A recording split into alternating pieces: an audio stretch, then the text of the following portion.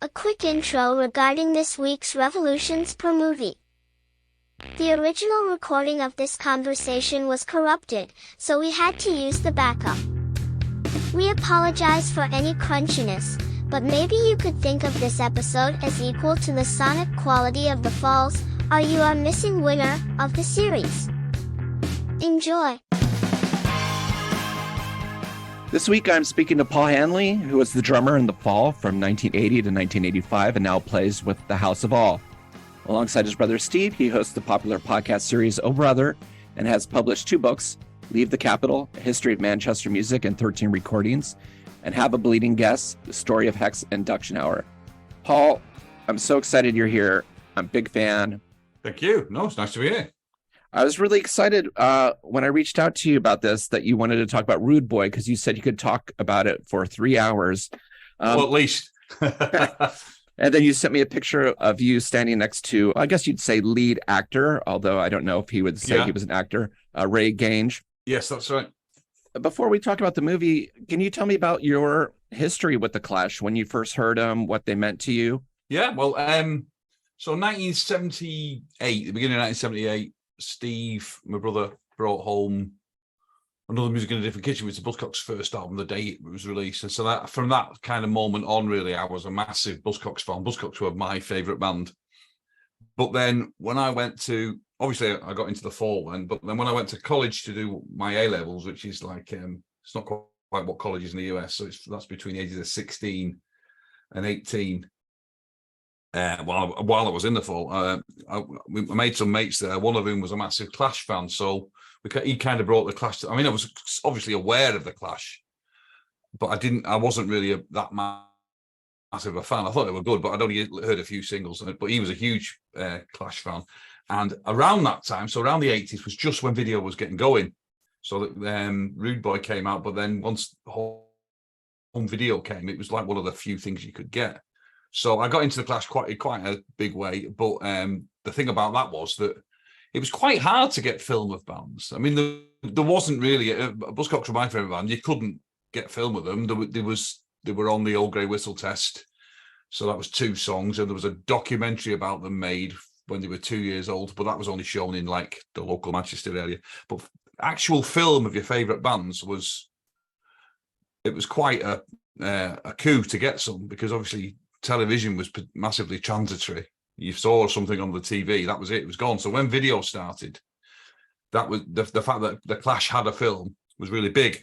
I mean, obviously there was the Great Rock and Roll Swindle was the other one, which came out about the same time, but that was completely different beast. So yeah, so we ended up watching. We must have ended up watching Rude Boy about 300 times. I think there was a stage I could probably have recited it off by heart, but I can still do most of the Clash bits now. So yeah, so it was doubly important, really. It was catching a great band live, but it was also great because there was no other films, really. So you just ended up watching it a million times. Yeah, we had the same experience over here in the US, where you either saw a film in like a repertory theater, like I saw Dance Craze when it came out. Yeah. Or Oregon Music War. But most of the stuff was videotape, or cable was in its infancy. So there were shows over here like Night Flight that would play, edited versions of films like Smithereens with Richard Hell or things like that. But you're right, there was so little access. And especially with the Clash, it was still before they broke through. Yeah.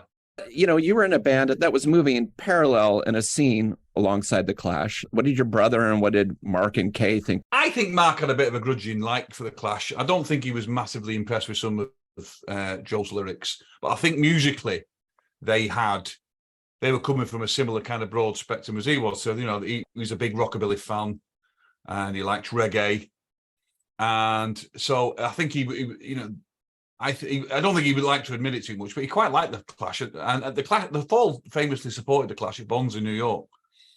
I wasn't there. I was at home doing at college because I wasn't old enough to go, but. That's a particularly brutal memory, but yeah. So Joe Strummer caught sight of Mark and came up to him and said, "I bet you hate us, don't you?" Thinking Mark would be contemptuous of their kind of not embracing of Americana, I suppose, embracing of Americana, and their their push to go overground. I think he thought Mark would see them as selling out, but I think he misread Mark. I don't think that was what Mark was about. It might have been what Kay was about, but Mark said, no, I don't hate you at all. And the one record I do remember him saying to me that he really liked was Know Your Rights, which is obviously, he didn't like the lyrics. He thought the lyrics were appalling, but he thought the music was fantastic. So yeah, I can say he had a bit of a respect for the Clash, I think. Oh, that's amazing. Yeah, so sorry about your loss there in 1981? 1981, but it's all water under the bridge now. Yeah, it's brutal though, missing out and stuff like that. Yeah. But yeah, you got to experience enough, Yeah, of course. So, before we get into just a little history on the film, I don't know if you've ever seen A Bigger Splash, the film the Hockney one, yeah. Yeah. I haven't seen it. I know of it, yeah. Yeah, it was so the film was directed by David Mingay and Jack Hazen, and they'd made a pseudo documentary with David Hockney and his peers and his lover called The Bigger Splash. It was actually nominated for a BAFTA for Best Documentary, and I think critically did much better than Rude Boy did, which seemed divisive when it came out because the film is part documentary and part fiction. And director David Mingay met 18-year-old punk Ray Gange. It's debatable whether it was a record store at shows, struck up a friendship with them.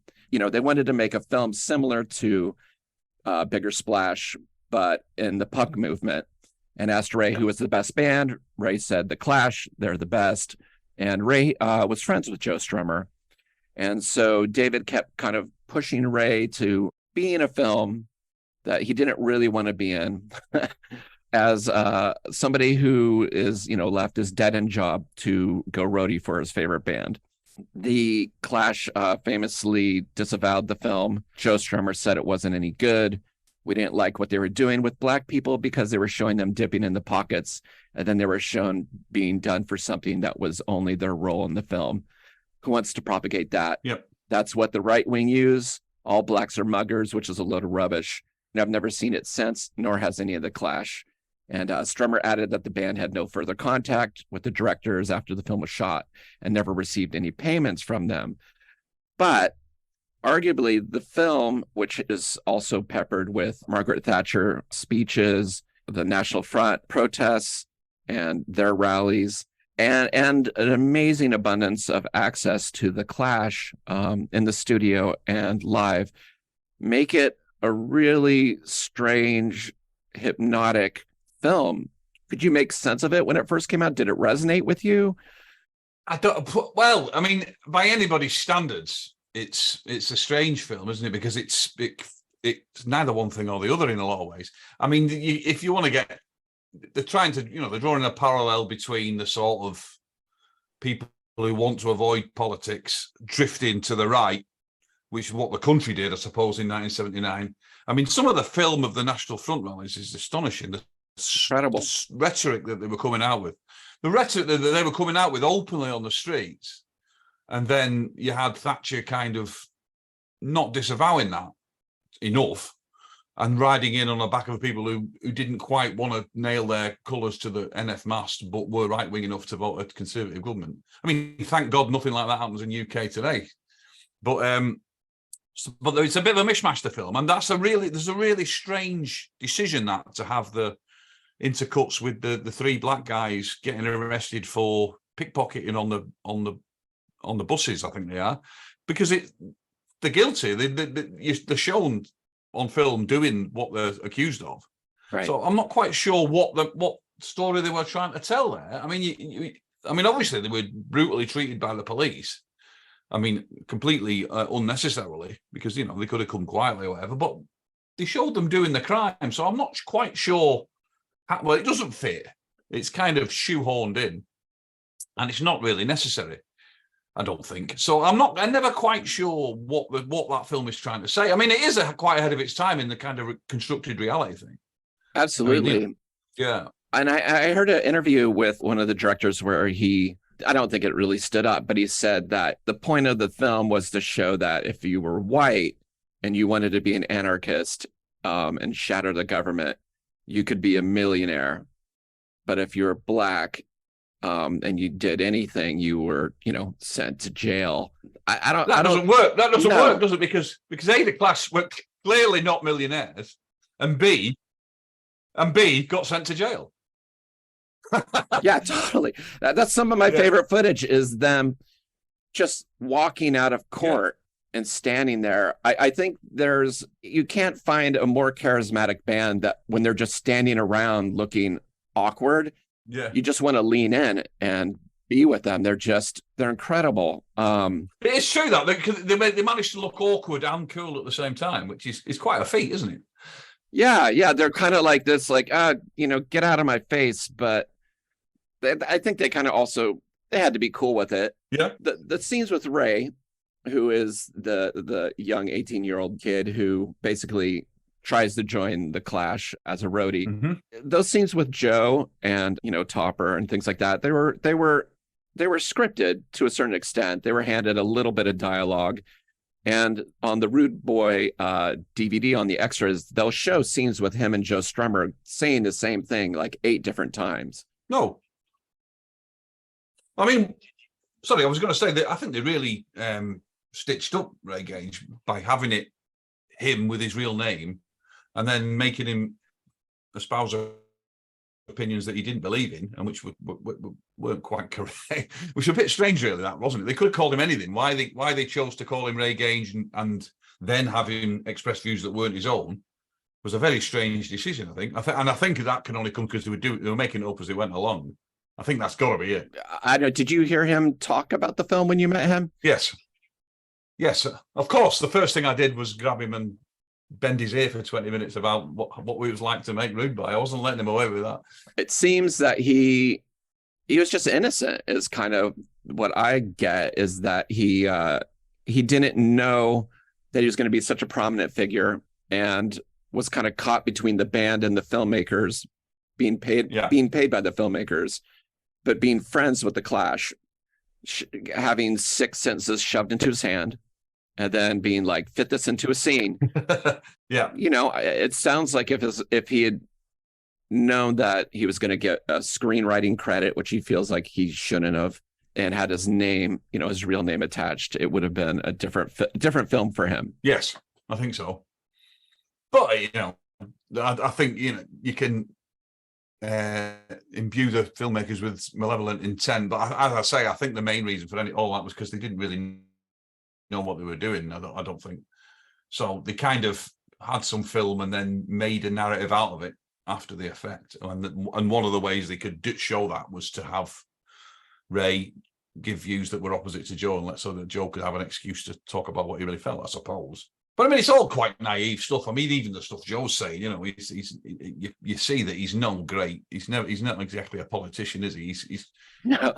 He's quite naive in his views. I mean, don't get me wrong. I'd rather have a naive left-wing person who thinks that something that's for the many is better than something for the few than a naive right-wing person who just wants to be the person in the Rolls Royce. But at the end of the day, they're both just 2 naive young people talking in a pub, aren't they? I mean, the Clash were young people, I mean, I think Joe's 26 and the rest of them were 23. Yeah. I mean, that was similar to the Fall in a way. Because I was a bit younger. I was 16. Mark was 23, maybe 24. But the gap there was like my uncle. He was like, but so because Paul says that about Joey, he was like his uncle, And you're talking like 5 or 6 years difference. It was vast in those days, I think. Yeah, no, I mean, they call him Old Joe whenever they talk about him, and it's true. You would go see bands that were 23, 24, and if you're 16 or 17. Yeah, they seemed like adults. Yes, like that they had figured it out. They are in front of you, playing for you. So therefore, A, they must be successful. B, they figured it out, and C, they're adults. Yes, like the Buzzcocks were my favorite band too. Wow. So for me, I came at the Clash pretty late as well. You couldn't get the debut album in the US before the second album came out. Oh, that's right. Yeah, of course. Yeah, and it's different, isn't it? It's got some topper stuff on there as well. Yeah, it does. And so therefore, things were moving so fast in that genre that if you heard something that was kind of light years ahead in terms of songwriting, something could seem quite archaic or rock and roll in that scene. So to me, the Clash sounded very rock and roll compared to like Wire or The Fall or things like that. Yeah. And so I kind of had to learn to love them backwards. And the Rude Boy, when I'd seen it as a youth, even though it was confusing, there's no denying how incredible they are live. And I think the film, that's where it really succeeds. Yes. I mean, clearly that standout bits are the live.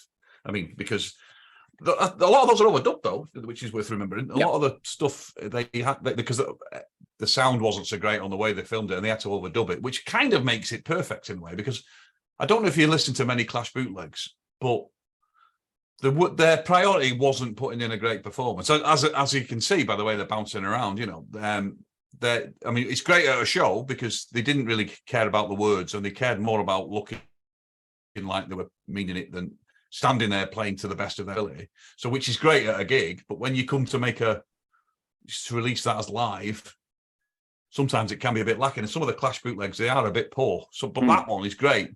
I mean, and you can see it's cheating, but the whole film is cheating, isn't it? That's what films are. So, yeah, I don't have a problem with them dubbing them to make them sound as good as you would remember them in your head from being at the gig. That's fair enough as far as I can see. Yeah, agreed. But it's still the first live performance in it is still out of tune and weird, and like it's not perfect. It's better, but it is funny. When I heard that they had gone in and overdubbed it, I was like, interesting. It's kind of wonky still. It is. It's quite. It doesn't. Yeah. I was going to say it's quite an achievement, that, isn't it? Because it doesn't sound like it's overdubbed. It doesn't sound pristine and nice. And they recorded them when they were doing Love and Calling, which obviously sounds sonically amazing. Yes. So they wonder if they went in and thought, we're going to have to make this sound worse than this. This sounds too good. Whoever did it, it was very clever. I agree. And there's things like Joe will hit his hand on the microphone. Yes. There's a great bit where he does that in what he does that in What's My Name, where he smacks the microphone on the floor. And it makes this amazing noise. And then they released that version on the live album, the From Here to Eternity, and it's not half as good as it is in the film. I listened to it back today, and it sounds fantastic in the film, but they really missed the opportunity on the live album. Yeah, it's true. And this, I guess, the scene where Mick Jones yells at Ray to get off the stage, that was also faked. No, I think he's claiming at the cameraman. Yeah, he is. And then they said they shot the part of Ray untangling cords about a year and a half later, which shows by then the Clash were done with the film. They basically from May to December that year were participants. They're getting disillusioned. They couldn't get an answer what the film was. They were also dealing with their own management and falling apart. Yeah. And so all these things, like the stuff with their road manager, Johnny Green, and the stuff with Ray and the sex shops, a lot of that stuff was shot to fill gaps, as well as the stuff with the three black teenagers and the storyline of that. You can kind of feel as the film goes on, they're losing material. They just don't have enough to have a film. No, they got too much for a half-hour TV thing and not enough for a film, so they have to kind of pad it out a bit, don't they? I think. But some of my favorite things are also just things like Topper in a Bruce Lee Game of Death outfit, doing the punching bag, kicking it, and then beating up Ray. Yeah. Just to be there, for them to basically be like, okay, here's what we're gonna do, and say these few lines, and at the end, just attack Ray, and you guys just fight it out, and we'll just film from over here. They don't give any reason why he starts beating them up. They're having a perfectly affable conversation. The next thing he's knocking 7 shades of shite out of him for no good reason. I don't know why. Well, he's a punk rocker. I was going to ask you, I know that the Fall dressed differently than the Clash. Yes. Did you, as a youth and being in England at the time, did you feel pressure or pushback for being different? Well, we were certainly in the early part of the Fall.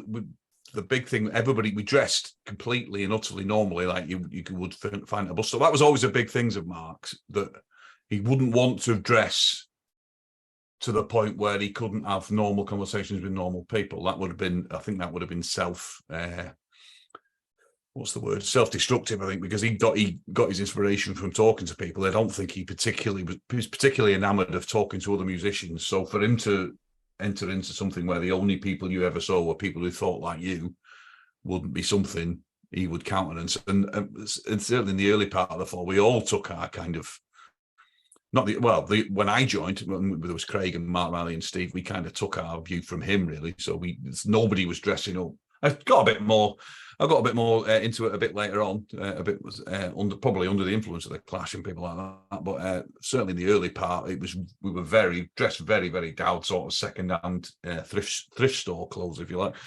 But no, there was still an edge. If you could still go, if you went to a club, the kind of clubs we went to in Manchester, there was so there'd be a punk kind of or post-punk club, and there was walking there or walking out of there. You'd have to keep your wits about you because certain people didn't view you particularly favourably if you like that kind of music.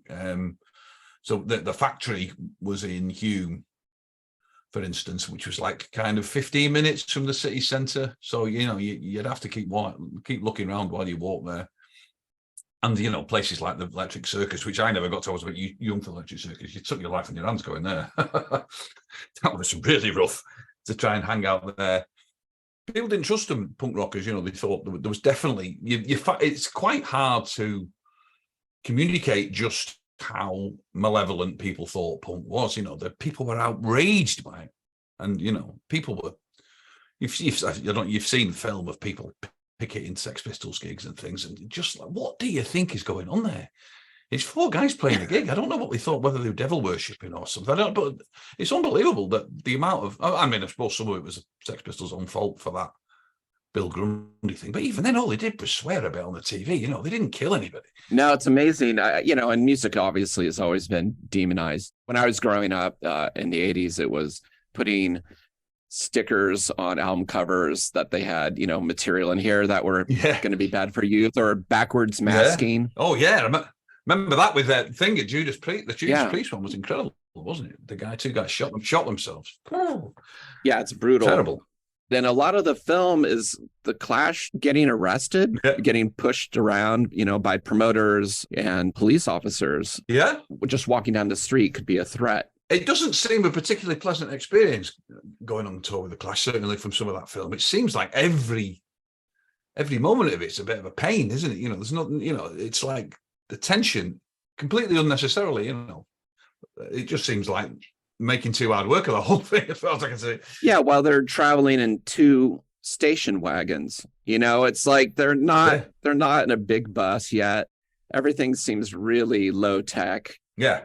But it's still hilarious. There's one scene that I wanted to ask you about with Ray in terms of him as a roadie.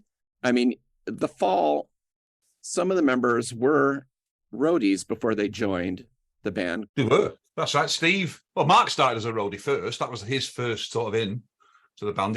Mark Riley started as a full roadie, and then when he joined, Stephen Craig started doing a bit. But I mean, they were unpaid roadies. They weren't getting any money. Right.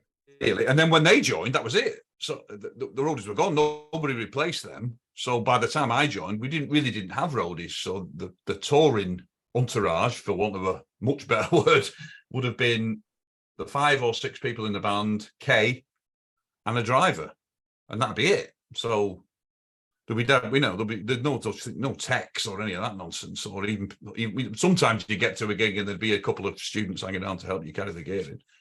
But I mean, the Clash make us look, they look quite sort of slick compared to how the Fall was.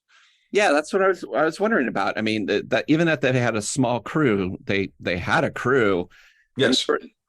I don't think I've ever seen anyone polish the bottom of a drum cymbal, like just the legs. I was going to say that. They're getting polishing his cymbals as well, isn't he, and everything. And they don't touch their own gear, the Clash. So, there'd be no question of Mick Jones carrying an amp in, would there, at any point in that? They can, you can say that they were down to earth and men of the people, but they don't do any of the grafting bit, do they? At any point? Not at all. But I was just really amazed. That's one of the weirdest things is seeing, Johnny Green spitting and polishing the legs of a cymbal stand. I don't think even the biggest band, I can't imagine they're like Really got to get to work on the bottom of this. The stand here, these three legs are getting a little karate. So, I tell you what, they must have made a fortune on those gigs because they were playing the Apollo and Glasgow Apollo in Manchester, places like that. They had two people working for them, and the film crew were funded themselves. So their expenses must have been tiny, and you got paid quite well, I think, for those kind of venues in them days. So they must have been making a few bob from the gigs themselves. I know they keep saying they've got no money in their skin, but even if they just kept the takings from those gigs, they must have done all right. It seems like it. Yeah, I've always been a little confused by that as well. And, again, as you know, being in a band, a lot of it is illusion in terms of, you're on Beggar's Banquet or you're doing that. You must be doing all right. Yeah. But yeah, those shows, you're right. It seems like a limited crew. They're playing these sold out places. It had to go somewhere. And it's definitely not to the two station wagons that they're getting away in over and over again. Well, let's talk a bit about Ray. Okay. Because the first time I saw it, I was confused by him. He can come off as like a bit of an oaf. Yes. Like a bit of a fool, lumbering, asleep half the time. Not a good roadie. No. Moves in like backwards, like in slow motion. Him trying to take a cymbal apart, you just feel like, oh my, just give that to me. I'll do it. Yes, that's really it's really frustrating that anybody tries to set the bottom of the hi-hat and you think, for God's sake, just turn it.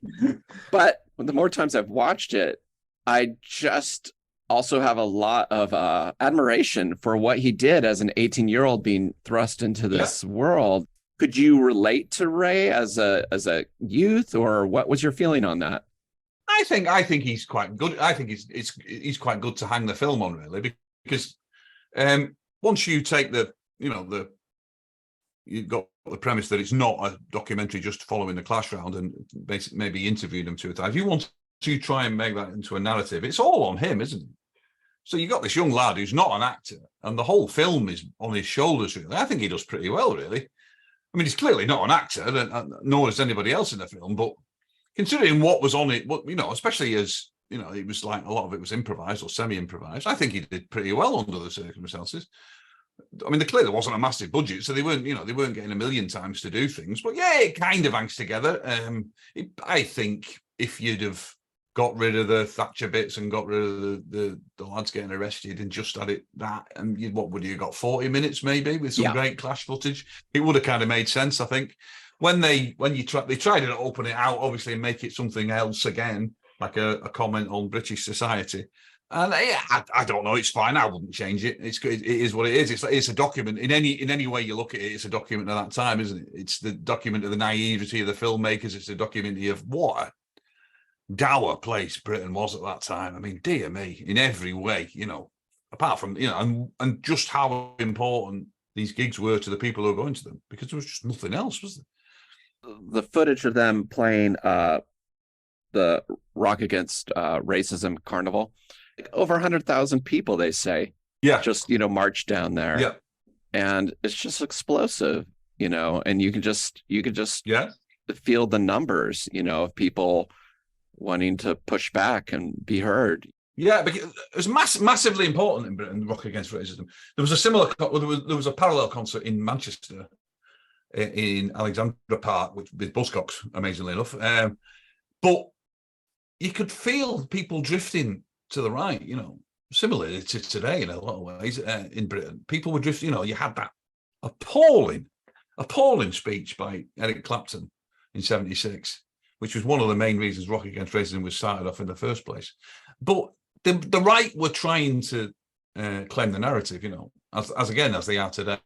So Rock Against Racism basically said to all the young people, it's not cool to be right-wing, it's propaganda in a lot of ways, but it did, that narrative pushed us forward. It moved the young people away from the right wing, and it was an amazingly important thing. And, there was some great gigs came out of it as well, but it was really, really necessary, the Anti-Nazi League and Rock Against Racism, because we were moving to a pretty ugly place, I think. And without that, I think we could have been in trouble, which we were in trouble later on. But, it was really important. And, it's important that that's another reason the film's important because it shows that whole anti-Nazi thing, and it shows what they were standing up against. There's a bit near the beginning where they contrast the National Front guy and what he's saying. I mean, the appalling stuff he's saying just on the street through a megaphone with a million policemen, by the way, earning overtime to give that guy the right to stand in Brixton and say that, spout that bile. I mean, you see the number of policemen who were at that march. It's just, it's incredible. They must have been pulling policemen from all over the country to give them the right to march through there. And then you contrast to the Rock Against Racism guy, and he says, "I'd like to thank the police for coming out on a very cold day, and it's it's important." And he's dead polite, but it was a massively important thing, the Rock Against Racism thing, and the fact that you've got that on film is, if nothing else, the fact that it's documented that would be worth the admission fee all on its own for Rude Boy, I think. It's also a fortunate time that punk was there. Yeah. I mean, do you feel like it moved the needle as a movement in terms of the youth and getting people together? Well, yeah, but the Rock Against Racism gigs, well, certainly any I would, they were all pretty much sharing a space with punk. There weren't so many prog Rock Against Racism gigs, right? Or or heavy metal Rock Against Racism gigs. I'm sure they must have existed somewhere, but they did seem to go arm in arm with young punks and new wave, shall we say, for want of a better word, in Manchester and London. So yeah, I think they went hand in hand. And there was a problem in punk rock where the people were drifting to the right. You were getting the rise of skinheads at gigs, which again was just, you'd go and see a band and there'd just be this element in one corner that just threatened to spoil the whole experience, and often did. It would spill over where they'd start attacking people in the audience, and you knew that was a risk when you went to a gig. So if nothing else, if it got rid of that, then that was what was important about Rock Against Racism, because it could have gone the other way. It could have been that the norm became sort of oi and that skinhead and all that ugly kind of follow up to punk, which was just, I mean, it wasn't good musically, it wasn't good politically, it wasn't good in any way, really. Yeah, it's interesting. That really happened in 80s American hardcore music too. Yeah. Where skinheads in the US invaded the scene in the early to mid 80s, and it was you could just feel the show change the minute they showed up. Mm-hmm. Just the threat in the air, and just you weren't sure how things were going to go. I saw more than one show where people chased them out. Yeah. It was kind of incredible. Mm-hmm. Or they'd show up because like an Italian band was playing and they were Sieg-Heiling, and the Italian band was yelling at them. They come up on stage and have a fight. It was just incredible.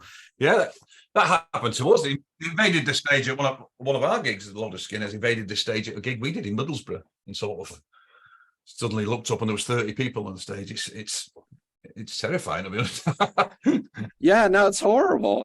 Also, I think it took a lot of people away from the scene. Some people just couldn't. They didn't want the chance to be around that danger. Yeah. I was going to ask you, when you talked to Ray, was there any insights you had? Well, we talked about a lot of the stuff. A lot of the thing that he said was that, he didn't know, if he'd have known that they were going to call it, have him speaking that way, he would never have agreed to be his own name. That was the thing he told me. And he's still quite proud of it, I think. I think he is quite proud of it as a document. That's what I thought, because when you watch the sort of DVD extras, he's a bit embarrassed by it, isn't he? But I think in the cold light of day, he's quite proud of it. And he's still a massive Clash fan, to be honest.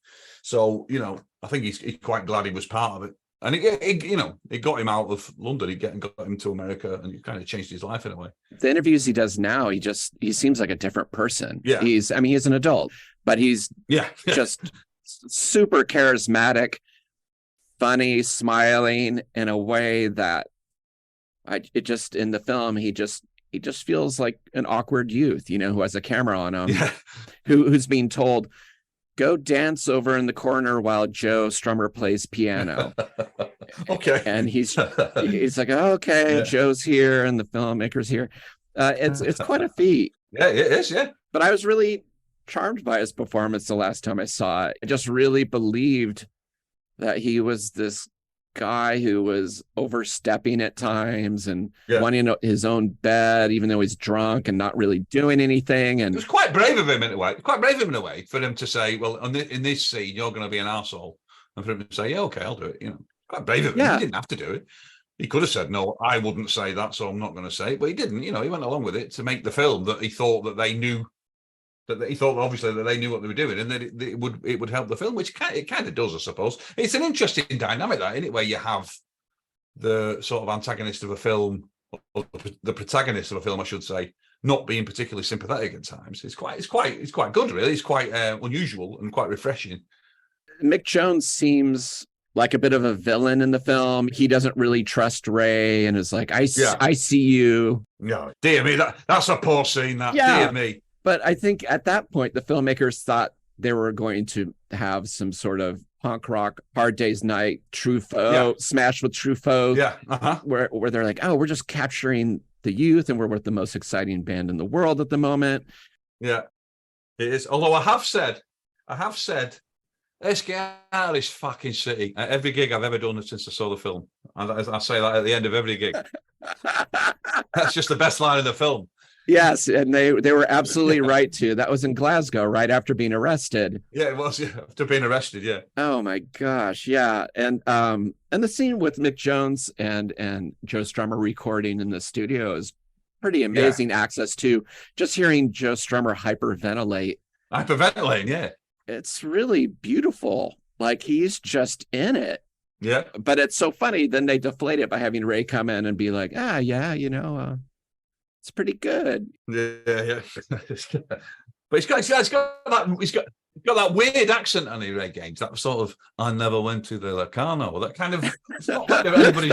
What accent is that? And Paul Simmon's got it a bit as well. Like, you think, who speaks like that? Where have you got that voice from? I was really curious if they had continued on with the Clash, where it would have gone. They obviously staged that scene with Paul stealing money in the cab from his date. Yeah. It spends a pound out of a purse, doesn't it? Yeah, and you're like, then that's it, but obviously that's all they had of him. But at some point they were like, maybe he's just a young thief. Yeah. Again, it's kind of charming because it's so youthful and innocent. And obviously the Clash, they signed up for it. As aloof as they could be, they wanted to be documented and they wanted to be actors and they wanted to do this thing. Yeah. So even as critical as Joe was in the end, it was something they signed up for. It may not have been the film they asked for. No. But I was really interested that he just basically wrote it off and they just never wanted to touch it.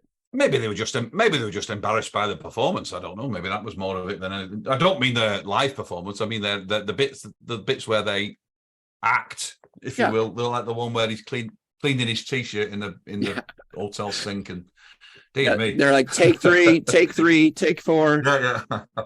Yeah. No, agreed. And also, it was a small film crew. They often, except for I think one other show, they just had one camera facing below or from behind. The cameraman, who was David at the time, said that he was pretty scared to go out into the audience or get near the edge of the stage.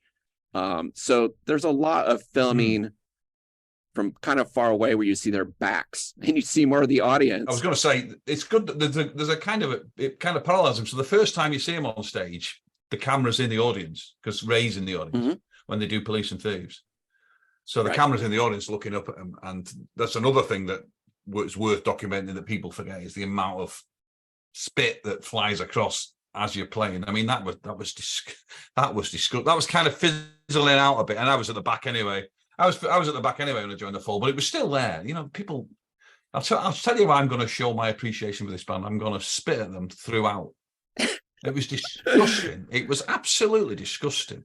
That and I don't. I mean, people say Captain Sensible started it, however, but how it ever became a mainstream and normalized, because it was completely normalized.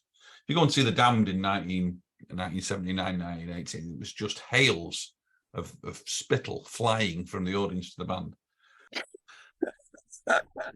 Well, do you have a favorite live performance from the film? The White Man in Hammersmith Palais, I think, is fantastic. It's the way they adapt it from the record, so that they've got the Mick Jones guitar instead of the harmonica bit in the middle. He actually says harmonica before playing a guitar solo, and the only regret about that is so this is like the greatest version of the greatest Clash single, and they cut away to it for some clearly staged young lad being thrown out, young lad with a Cockney accent, by the way, being thrown out of the Glasgow Apollo by a roadie, by a bouncer with a Cockney accent.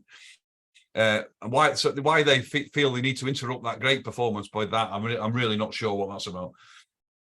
It's those choices are really strange too. You're absolutely right. They faked bouncer ejection. Yeah.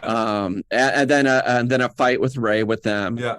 And then Johnny Green finding them. Yeah. But in the meantime, all this amazing stuff was happening. The Clash left the actual show and got arrested. Yeah. They clearly must have thought, well, we didn't get any of that. So this is a big moment where they all get arrested. So we're going to have to try and find some way of communicating how violent this gig was. And they fail miserably by, like I say, having this like 12-year-old lad being beaten to death by two Cockney bouncers, who's clearly laughing his head off at the time. So yeah, I just love the them finding the youth to basically be like, all right, you're going to be thrown around. They're like, great, sounds fun.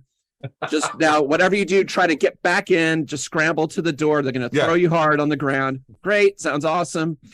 Just the excitement of film. Yeah. I wanted to ask you some stuff about, being in the fall that might be parallel to the film.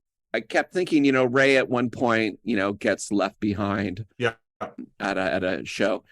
Did you or anyone in the fall ever get left behind? Carl was always good for not being where he should be at the time we needed him to be there. He was a bit of a loose cannon on that respect. But I think there was a couple of times after they left him behind in America, that not on the tour I was on, but he had a singular sort of skill for not being in the right place at the right time. So yeah, he was left behind a couple of times. There was also the occasion where they left. Kurt Cobain wanted to get on the bus with them, and they wouldn't let him on. Kurt Cobain said they had some kind of journey they were going to do, which is like something 800 miles, and he said, "Can I come with you?" And no, you can't. So they left him behind. Wasn't Carl also known for just showing up too? Yes. Kind of like appearing out of nowhere? Yeah, there was he got sacked, apparently. So on American tour, he got sacked towards the beginning of the tour and disappeared. And then just at the end of the tour, he appeared right again on the same plane, on the same back. So he'd obviously thought, well, they're going on this date. So yeah. Amazing. Yeah. Oh my God. Was the fall ever approached about being in a documentary or a film? Apparently, I am told that they were offered Erga Music War, which you mentioned before. They were offered that, and Mark turned it down. One of his it's in an NME sort of roundup of the year, and one of his highlights of the year was setting fire to the Erga Music War script. So they refused to do that. Again, we did that ridiculous video in 1983 of when we did Perverted by Language. With some money appeared from somewhere to make this short form video. So we did videos for Eat Yourself Fitter and a couple of other things. I mean, they are clearly no budget whatsoever. But I mean, those are amazing, though. Yeah, yeah. That was my gateway to the fall. That videotape. Yeah, I mean, it's amazing that thing of it being a video, because it was just so we made like 3 or 4 short form videos for Kick a Conspiracy and things like that. And then, factory wanted to put it out. So it was like, what else? What other film can you find? They wouldn't let us use the Old Grey Whistle Test film, or with Michael Clarke. I mean, which is great. That's great, that Old Grey Whistle Test film. And then they found some film of the fall doing Totally Wide in New Jersey at the Mud Club. But it was it was like, this is film. You look at it now, the contrast between now, where you'd be hard pressed to find a gig that wasn't filmed and up on YouTube a day later. But it was so rare to have film of your favorite band then that they would just put anything on that you could find. Well, as somebody all the way here on the West Coast of the States, just it seemed exotic to me, just seeing the type of Mark being shot against some sort of wallpaper that looked so ornate. This is where you make the case for the Red Lion in Prestwich being exotic, is it? Exactly. I've heard it called a lot of things. I have heard that exotic is not one of them. But it just you could tell it was something that meant something to the band. Yeah. And they're like, what's the easiest place we can shoot that they'll let us shoot? Yes, 100%. Wasn't the live version of Tempo House put on perverted by language? Yeah, that version, that version that's on the video is the version that's on the album. So we did record Tempo House, but I'm not sure the bass was so good, because the whole song's the bass, isn't it? I don't think the bass sounded so great. Right. So they used the footage from the Hacienda gig we did, because they always filmed. That was quite unusual. The Hacienda always filmed the gigs. There's some great film from the Hacienda from those days. Malcolm Whitehead was Scott. So Claude Bessie was like the VJ. Oh, amazing! Yeah. I don't know if he's West Coast guy. Yes, Slash Magazine. Claude Bowles, Claude Bowles, as he was known at the time. I mean, what a great guy he was. So he kind of directed the perverted by language biz. He's had a lot to do with that, and it's him. You can hear his voice interviewing Mark when Mark's on the couch, talking about the book world and things. That's Claude interviewed him. So he was the VJ at the Hacienda. So we did a lot of filming at the Hacienda for the video, but they always filmed the gigs, so you can see some amazing footage of like the Birthday Pie and New Order and all kinds of bands. But what's interesting about them is the sound on the film is great. The sound on stage was great, but the sound in the room at the Hacienda was appalling. It was terrible. Yeah, it was just a warehouse.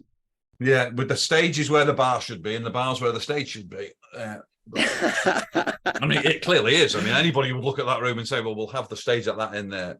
Well, that's where the bar is. Anyway, I wasn't involved in the design of the Hacienda, so there you go. I just have a couple quick other things. On a scale from 1 to 5 shirts that Joe Strummer is washing in a sink, what do you give the film on a scale from 1 to 5 Joe Strummer shirts? I'll give it 3 shirts, maybe one of them with no sleeves on. Nice. Yeah, because he did a bit of that, didn't he? Taking the sleeves off your shirt. I did a bit of that as well. It's not a good look, especially hairy armpits. Is there something that would have made the film a 4-shirt movie for you? It's a funny one, that, isn't it? Because it's like Jenga. You start taking one thing away, and it can't start. You could make it a great live footage film, but it'd be 20 minutes long. Yeah. You could make it just about the roadie, and it'd be 40 minutes long and a bit flat, I think. So it is what it is. Why would you change it now at this point in time? Why would you go? It's like saying, I think the White Album would be great if you made it a single. Why on earth would you ever want to make the White Album a single album? Yeah. It is what it is. Yeah. It is what it is. Yeah. And my last question to you is, Slate's an EP or an LP? It's an LP. If I could have said that any quicker than that, I would have done. It's an LP. I mean, I think one of the reasons for me saying that is it means I played on more full LPs, so that's obviously a big thing. But I think it certainly holds its own against any other full LP that I'm on, or possibly that they ever made. I think you've got 6 songs on there, which are all great. And there's a lot of full LPs that don't have 6 songs on there that are all great, and they all get counted as an LP. So if you're gonna punish it for not having any filler, then, and it's 33 RPM, so it's an LP as far as I'm concerned. That's good. It's done. I love it. And Paul, I want to tell people that the new album is great from the House of All. I ordered it. Thank you very much. Heavy, beautiful. So amazing to see you back with your brother. Well, we kind of come as a set now, me and Steve, I think. But that was incredible, that House of All, because we went in the studio, literally with nothing, playing with people. I'd never played with Simon.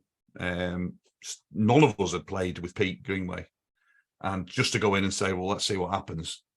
It's great fun, and it was a great idea to do. It could have been terrible. But, it's not. It could well have been. It's not. It's not. No, it's not. I'm really happy with it. And, we've started playing live. Unfortunately, Pete's not able to play the gigs at the moment, Right. but the gigs have gone really well, and we've got more stuff recorded. So it's just I'm a bit confused. Oh, that's great. Also, Yeah. you've written those books for Root Publishing that you've done are amazing. If people haven't picked it up already, Have a Bleeding Guess is obviously preaching to the converted of us all as the Fall fans, but Leave the Capitol was incredible. I had no idea of the history, with the Hermits members and 10cc and all that stuff. It all the way to the Fall and the Smiths, utilizing what they, these bands from the 60s had built. Yeah, well, obviously that was the reason I wrote the book, really, because every story of Manchester music. There's I don't know, you probably have similar over there, but there's radio stations in England called Radio X, which is kind of commercial, and it's a lot. They play Oasis every 6 minutes, and they play, the Killers, and they play whoever, and they regularly do polls of the greatest Manchester music of all time. They did one recently, 50 greatest songs from Manchester. There must have been 15 Oasis songs. And then the oldest song they did was Ever Fallen in Love. And then the next one after that will have been Ceremony by New Order, or not. Maybe Love Will Tear Us Apart, possibly will have been in there. So there was a lot of New Order, but nothing. So to say before 1978, and you look at the music that you can say what you like, but about Herman's Hermits, but they were massive. Herman's Hermits. The amount of units they sold and the records they sold in America. And there was a point in America, which I always bore people with this. There was a time in America where they had 3 consecutive number ones by Manchester bands.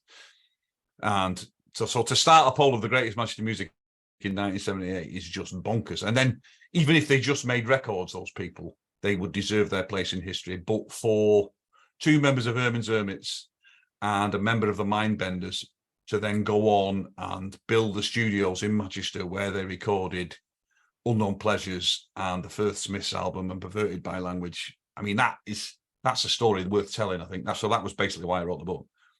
It's an amazing book. But also, Herman's Hermits, their 3 movies are not as good as Rude Boy. Mrs. Brown, You've Got a Lovely Daughter's not bad. Not bad. At least it's set in the real. But which is the one where they go into space at the end in a rocket. Oh, that's Hold On. That is the single craziest film there has ever been, isn't it? What is going on there? Yeah, and that makes Rude Boy look like Citizen Kane. Oh yeah, no, there was a good run there where certain bands, Herman's Hermits obviously had personality. The Beatles. Dave Clark 5 had one, didn't they? Dave Clark, is it Catch As If You Can? Yeah, I quite enjoy that. It's pretty dark, but Spencer Davis Group, Ghost Goes Gear, and you're just like, not every band is funny, or charismatic. It's kind of incredible. I think that anytime a band is documented and kind of gets to do some acting chops, I think it's fascinating. So it is. I really appreciate your time so much. Really enjoyed that. Really enjoyed this. So the next time we release a Blu-ray of Rude Boy, they can put on the back better than the Herman's Hermits movie. They can put Paul Hanley. You can put that on the back. Yeah, better than the second one. Yes. Better than the second one. All right, yes. Right. Thank you so much, Paul. No, thank you. Pleasure to speak to you. You too. Thank you. Thank you for listening to Revolutions Per Movie. We release new episodes every Thursday, so be sure to search for the show on your favorite podcast app and subscribe to the show. And if you've enjoyed this, it would mean a lot to me if you would rate and review it as well. You can follow us on social media at Revolutions Per Movie, and also find out more information about our various guests in the episode show notes. Thanks again, and we'll see you next week. Bye!